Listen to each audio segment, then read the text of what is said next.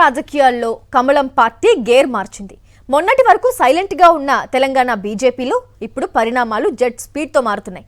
అంతర్గత విభేదాలకు చెక్ పెడుతూ పార్టీ బలోపేతం కోసం హైకమాండ్ పక్కా స్కెచ్ తో రంగంలోకి దిగింది.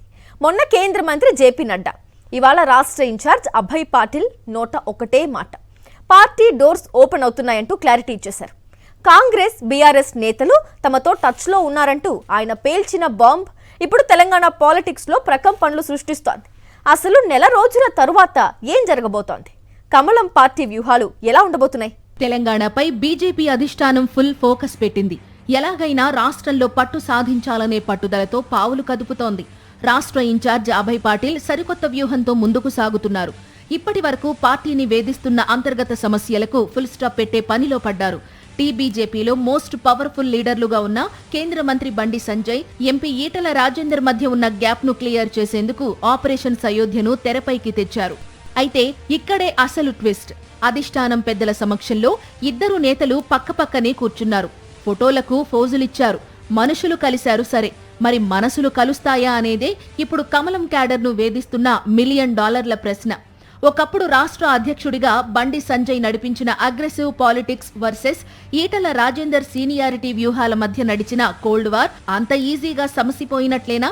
పైకి అంతా సాఫీగా కనిపిస్తున్నా లోపల మాత్రం ఇంకా ఇగోల పోరాటం నడుస్తూనే ఉందనే చర్చ ఇటు పొలిటికల్ సర్కిల్స్ లో అటు సోషల్ మీడియాలో హాట్ టాపిక్ గా మారింది.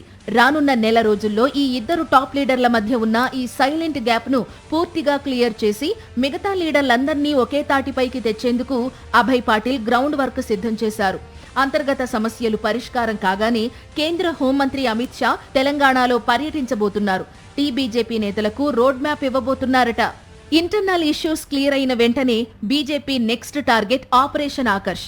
పార్టీ డోర్స్ ఓపెన్ చేస్తున్నట్లు అధిష్టానం ఇప్పటికే సిగ్నల్ ఇచ్చేసింది. తెలంగాణలో బలమైన నాయకులు లేని నియోజకవర్గాలు గుర్తించి అక్కడ ఇతర పార్టీల నేతలకు గ్యాలం వేస్తోంది కమలనాథుల టీం.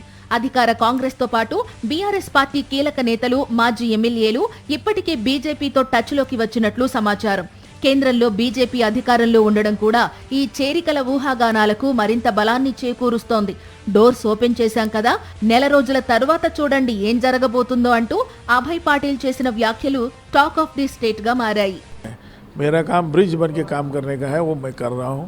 निश्चित रूप से परिणाम जो भारतीय जनता पार्टी के कार्यकर्ता जो है, मेरे ख्याल से पूरे हिंदुस्तान में जितने पार्टी है वहाँ ऐसे कार्यकर्ता, बूथ के कार्यकर्ता नहीं किसी पार्टी में. तो उन्हीं के ताकत में हम तेलंगाना में आने वाले दिनों में बहुत से परिणाम आप अंदाज़ा नहीं लगा सकते, ऐसे परिणाम निश्चित रूप से आएंगे. హైకమాండ్ ఆదేశాల మేరకు పార్టీని అధికారంలోకి తీసుకురావడమే ఏకైక లక్ష్యంగా పనిచేస్తున్నానని అభయ్ పాటిల్ స్పష్టం చేశారు. ఒకవైపు బండి సంజయ్, ఈటల రాజేందర్ వంటి హేమీలను కలుపుకుంటూనే మరోవైపు వలసలపై ఫోకస్ పెట్టింది బీజేపీ. ఈ క్రమంలోనే రాబోయే రోజుల్లో ఎలాంటి పొలిటికల్ చేరికలు ఉంటాయి, ఎవరు కండువా మార్చబోతున్నారు, అంతర్గత విభేదాల క్లైమాక్స్ ఎలా ఉండబోతోంది అనేది ఇప్పుడు బీజేపీ క్యాడర్తో పాటు సామాన్య జనాల్లోనూ తీవ్ర ఆసక్తిని రేకెత్తిస్తోంది. మరిన్ని అప్డేట్స్ కోసం ఛానల్ ను సబ్స్క్రైబ్ చేయండి. నోటిఫికేషన్స్ కోసం బెల్ ఐకాన్ పై క్లిక్ చేయండి.